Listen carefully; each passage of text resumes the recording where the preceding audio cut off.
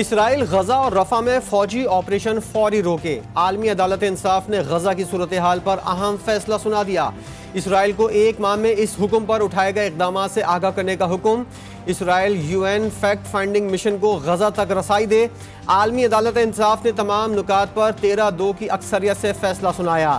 اسرائیلی مظالم کے خلاف عالمی عدالت انصاف میں جنوبی افریقہ نے درخواست دی تھی۔ جنوبی افریقہ اور حماس کی جانب سے فیصلے کا خیر مقدم۔ اسرائیل کا فوری طور پر رفح میں آپریشن روکنے سے متعلق عالمی عدالت انصاف کا فیصلہ ماننے سے انکار۔ اسرائیلی وزیر خزانہ کا کہنا ہے کہ جنگ بندی کے حکم پر کسی صورت عمل درآمد نہیں ہو سکتا۔ غزہ کی پٹی میں جنگ روکنے کا مطلب اسرائیل کو صفحہ ہستی سے مٹانا ہے۔ وقت حماس کے ساتھ کھڑے ہونے والوں کو بے نقاب کرے گا۔ خصوصی سرمایہ کاری سہولت کونسل SIFC کی ایپیکس کمیٹی کا اجلاس آج ہوگا۔ وزیراعظم شہباز شریف کی زیر صدارت اجلاس میں عسکری قیادت، وفاقی وزراء اور 4 صوبوں کے وزراء اعلیٰ شرکت کریں گے۔ 4 چیف سیکرٹریز کو بھی اجلاس میں مدعو کیا گیا ہے۔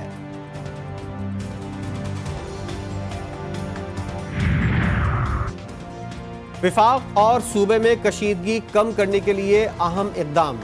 وزیر اعلیٰ خیبر پختونخوا علی امین گنڈاپور کو بھی SIFC ایپیکس کمیٹی کے اجلاس میں شرکت کی دعوت دے دی گئی۔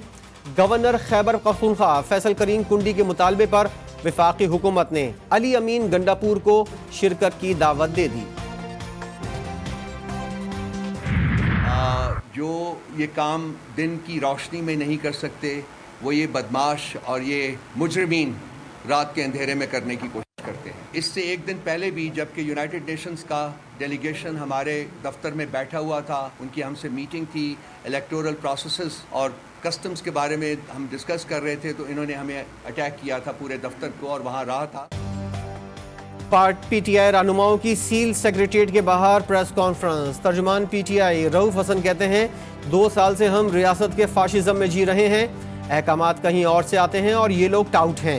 علی محمد خان نے کہا دفتر بند ہے لیکن ہمارے کارکن باہر بیٹھے ہوئے ہیں، لوگ عمارت کے لیے نہیں نظریے کے لیے آتے ہیں۔ لطیف کھوسا نے کہا پاکستان کی سب سے بڑی جماعت کو ٹارگٹ کیا جا رہا ہے، اگر یہ سمجھتے ہیں کہ PTI کو منہدم کر دیں گے تو یہ ان کی غلط فہمی ہے۔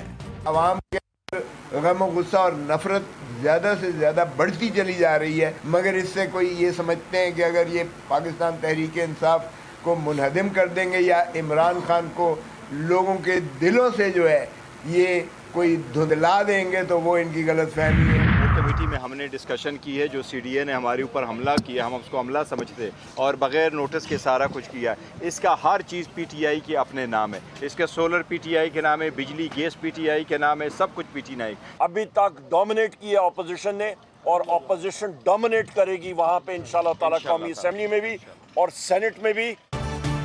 تحریک انصاف کا CDA کے خلاف ہائی کورٹ سے رجوع کرنے کا فیصلہ۔ بیرسٹر گور کہتے ہیں دبئی لیگ سے توجہ ہٹانے کے لیے مرکزی دفتر پر کارروائی کی گئی۔ عمر ایوب بولے عامر مغل کو پولیس گردی کا نشانہ بنایا گیا، اس نظام کے خلاف آخری دم تک لڑیں گے۔ شبلی فراز نے کہا فسطائیت کا نظام آخری ہچکولی لے رہا ہے، نواز شریف نے ہمیشہ فکس میچ کھیلا ہے۔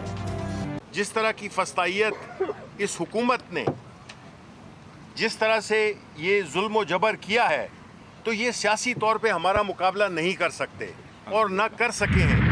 نہ صرف کہ عمارت پہ 2 منزلیں اوپر جو تعمیر کی گئی، بلکہ جو آپ نے پبلک ایریا میں کنٹینرز اور پارکنگ شیڈ بنایا وہ ریموو کریں، اس کی وجہ سے پبلک کو دقت ہوتی ہے۔